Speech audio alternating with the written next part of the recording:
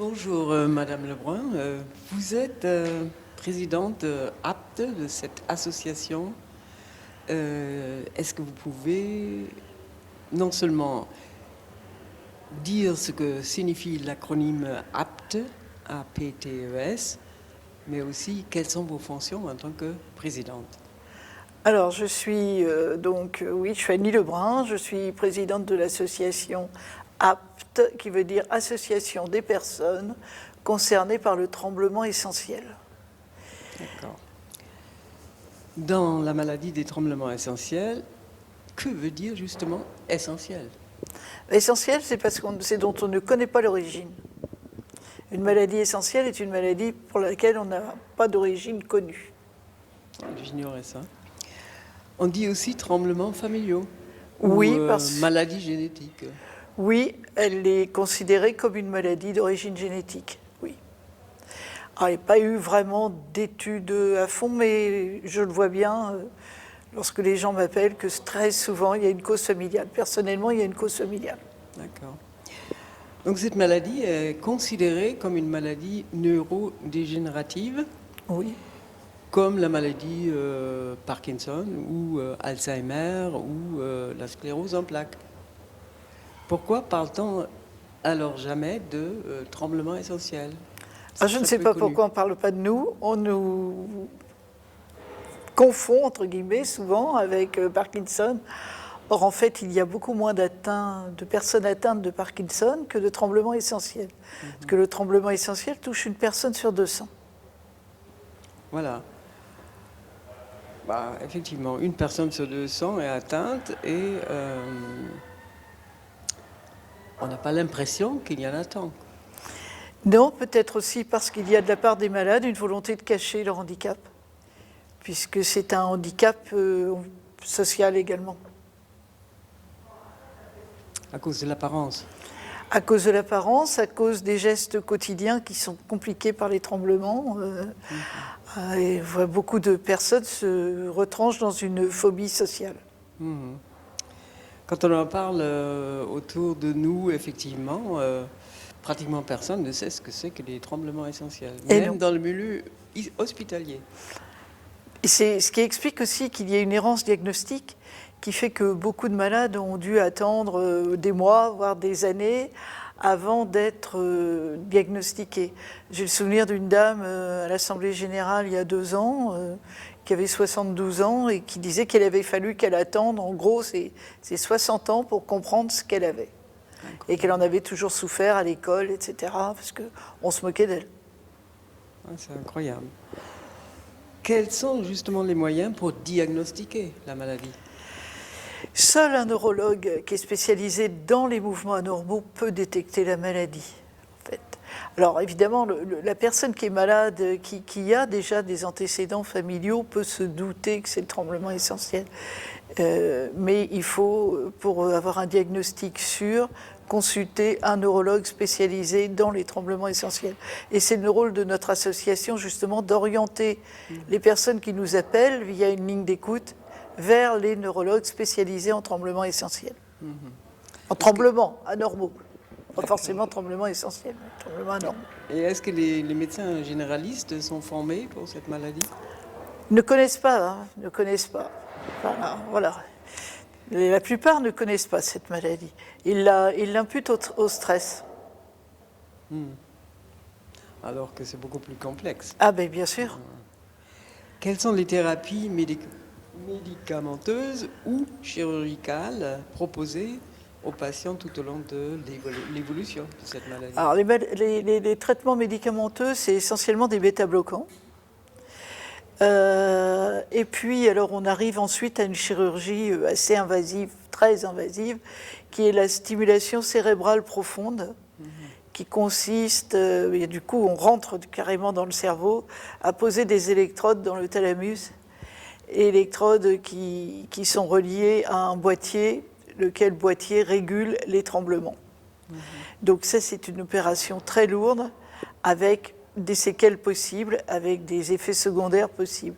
Il y a également le gamma knife, qui est à partir des rayons gamma, et de plus en plus, mais malheureusement pas chez nous, parce que les hôpitaux français ne sont pas équipés, la chirurgie par ultrason, qui semble être l'avenir. Mais qui a un inconvénient, c'est qu'on opère une main à la fois, et pas les deux. D'accord. C'est effectivement un handicap. Alors, comment est accepté le diagnostic par les malades? Est-ce qu'ils sont déjà au courant ou pas du tout? Alors j'ai envie de dire, tout dépend de l'âge aussi du malade. Je suis étonnée de voir qu'il y a de plus en plus de jeunes, y compris des enfants. Donc c'est un handicap dans la vie sociale. Beaucoup doivent renoncer à un métier, par exemple coiffeur, il n'est pas question, la restauration, des métiers qui demandent à ce qu'on utilise ses mains. Et beaucoup donc vivent très très mal ce diagnostic. Certains en sont soulagés, parce qu'on a enfin mis un nom sur leur maladie, et d'autres, bien évidemment, le vivent très mal. Et comme j'ai dit tout à l'heure, il y a un repli sur soi, une dépression souvent, qui entraîne le diagnostic de cette maladie. À cause du rejet social. Ouais, le rejet social, les moqueries.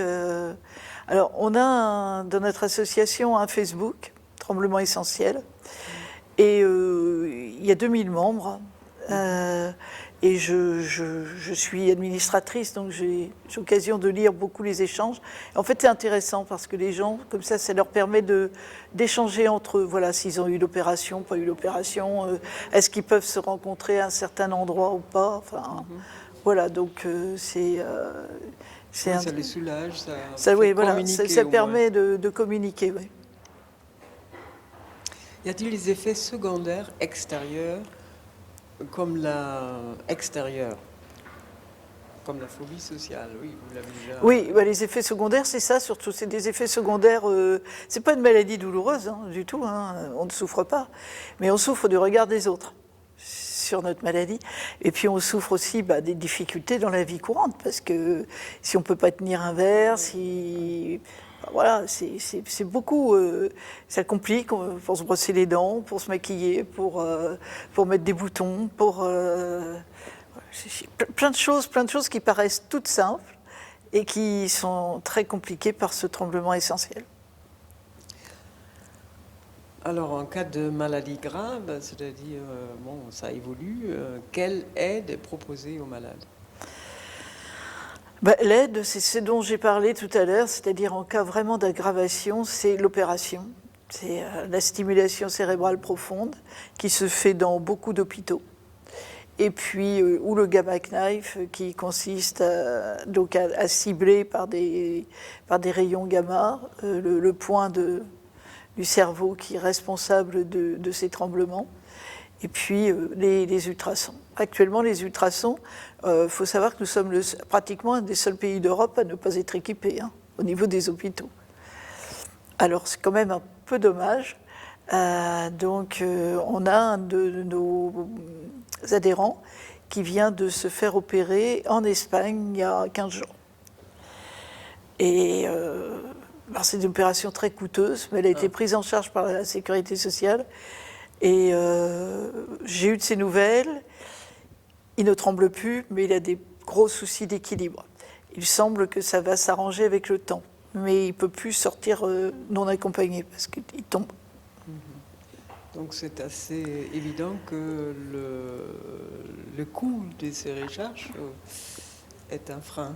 Le coût de ces recherches est un frein. L'appareil en soi coûte 2 millions d'euros.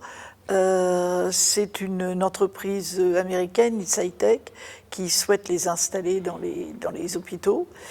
Ça freine, au niveau de la France, ça freine. Et c'est bien dommage parce qu'il y a la demande. Oui, avec le nombre de malades. Oui, il y a de la demande. Et nos professeurs de neurologie et les médecins sont tout à fait qualifiés pour utiliser ce genre d'appareil. Enfin, ils peuvent très très bien, ils sont demandeurs. Bon, y a-t-il d'autres projets de recherche sur la maladie? Alors les projets de recherche, le but de notre association aussi, c'est d'aider la recherche. C'est-à-dire que tout l'argent qui rentre dans notre association, que ce soit par les dons, que ce soit par tout simplement la cotisation, qui est minime, hein, les 20 € par an, tout cet argent va à la recherche. Donc on a un comité scientifique à la tête duquel il y a le professeur Dominique Guel, qui est neurochirurgien à l'hôpital de Bordeaux. Et ce conseil scientifique est composé de nombreux professeurs de chirurgie et de médecins neurologues, choisis parmi plusieurs demandes la demande qui leur semble la plus appropriée au niveau de la recherche. Et les retours sur ce travail se font en général lors de nos assemblées générales où le médecin qui a été choisi vient nous présenter la synthèse du travail qu'il a effectué. Malheureusement, ça fait 2 ans de suite qu'on n'a pas d'assemblée générale cause Covid. Mais bon, les retours se font quand même. Et par rapport au Parkinson, Alzheimer ou la sclérose en plaques, est-ce que cette maladie des tremblements essentiels est défavorisée pour ce qui est de recherche? C'est vrai qu'on ne parle pas de nous. C'est vrai qu'on ne parle pas de nous. On n'est pas considéré non plus comme maladie rare parce qu'on n'est pas maladie rare. Une personne sur 200, c'est pas une maladie rare. Donc, on est un peu les oubliés, oui. On est un peu les oubliés. J'ai oublié d'ajouter aussi qu'il n'y a pas que le tremblement essentiel. Il y a aussi le TOP, qui est le tremblement orthostatique primaire, qui est une maladie qui touche les jambes. C'est-à-dire que les personnes ne sont bien qu'en mouvement ou assises. C'est-à-dire que si elles restent debout, elles ont les jambes qui tremblent et elles ont, alors pour le coup, aucune vie sociale, encore moins que les tremblements essentiels, puisqu'elles ne peuvent pas, par exemple, faire la queue à un magasin, ne peuvent pas rentrer dans une cabine d'essayage pour essayer quelque chose, etc. Enfin, elles ne sont bien qu'en mouvement. Enfin, il faut qu'elles marchent. Donc ça s'appelle ? Le tremblement orthostatique primaire, le TOP. Mais ça peut être atteint des deux en même temps. Ça peut, oui, ça peut. Oui, oui, oui. Et notre dernière étude a porté justement sur le tremblement orthostatique primaire. Et dans la revue, là, je vous montre, puisque notre association publie une revue chaque année, on a le retour sur l'étude menée sur les TOP par le médecin qui a travaillé dessus, le docteur Lamy. C'est étonnant qu'il n'y a pas plus de réaction à ça, à ce délaissement d'une maladie qui n'est pas rare.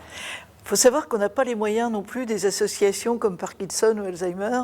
C'est-à-dire que nous, on fonctionne, on est une poignée de bénévoles, on est une dizaine à tenir la boutique, j'ai envie de dire. Donc c'est difficile pour nous, on n'a pas de salariés, on n'a pas, donc difficile pour nous de faire des actions afin de nous connaître, de nous faire connaître, quoi. Donc ça joue aussi en notre défaveur, certainement. Mais maintenant, je vois tous ces jeunes qui arrivent. Je trouve ça triste qu'il y ait autant de jeunes.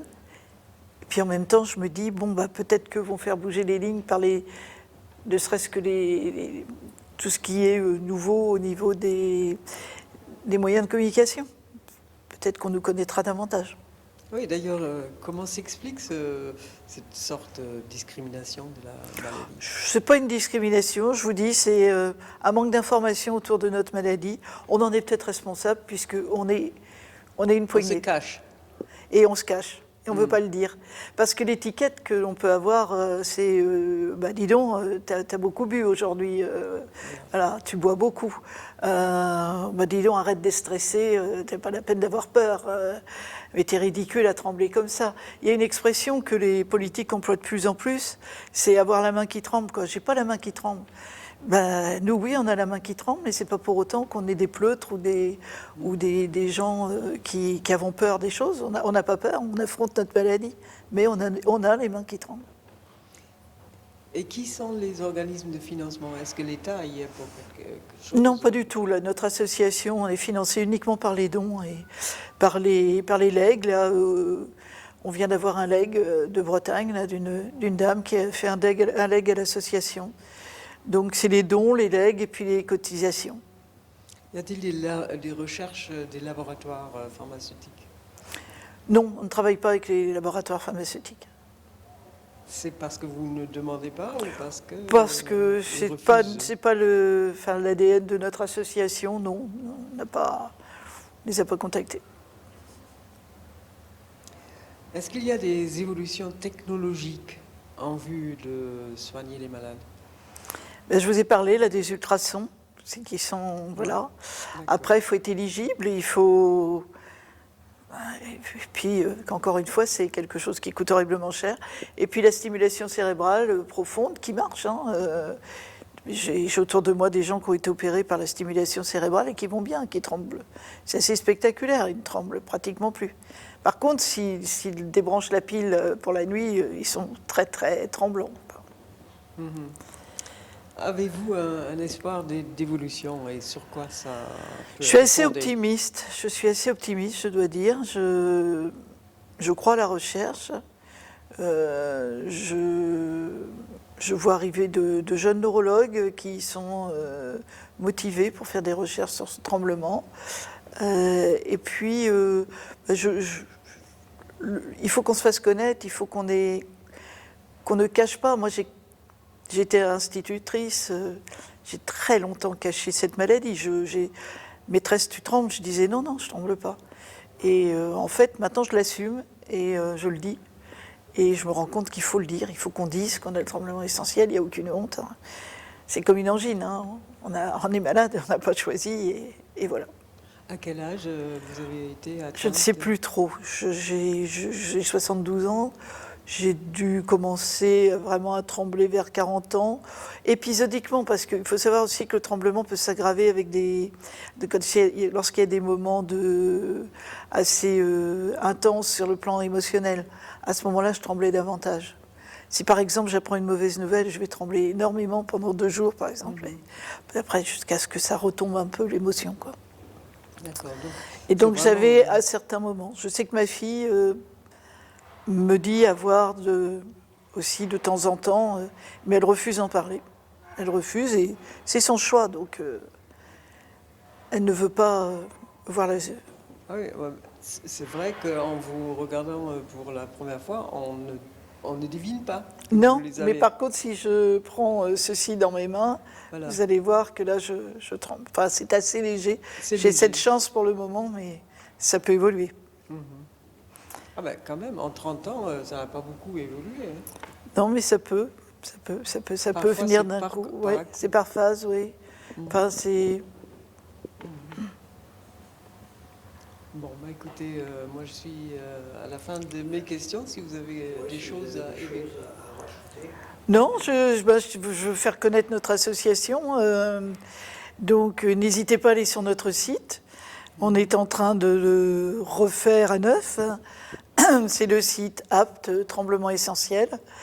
Et puis, vous verrez, si vous êtes adhérent, vous aurez accès à nos revues. Donc, on en fait une par an. Il y a aussi un film, Pierre, tu trembles, qui a été réalisé par Pierre Gadré, réalisateur, et lui-même atteint de tremblement essentiel. Donc ce DVD, vous pouvez vous procurer également. D'accord. Donc là, ça a été la couverture d'une de nos revues. Et puis, on a les écoutants, on a une ligne d'écoute. Donc on peut nous appeler au, je ne sais jamais par cœur, 09 70 40 75 36. Donc là, vous tombez sur des écoutants qui vous orienteront vers des neurologues spécialisés dans le tremblement essentiel. Certaines personnes, en écoutant des émissions ou en allant sur le site, se rendent compte que c'est peut-être ça que j'ai, finalement. J'en suis pas sûre, mais en fait, je tremble depuis plusieurs années, et si c'était ça? Donc ils nous appellent et on les oriente vers des neurologues. Par quel organe ça commence le premier? Par exemple, la tête, les mains? Ça dépend. Il y a la tête aussi, il y a la voix également. Une voix chevrotante, la tête, les mains. Et puis, je vous dis, l'autre forme qui serait le tremblement orthostatique primaire, qui concerne, lui, les jambes, qui est très invalidant. Pour le coup, très, très invalidant. Merci, c'était très éclairant. Merci à vous.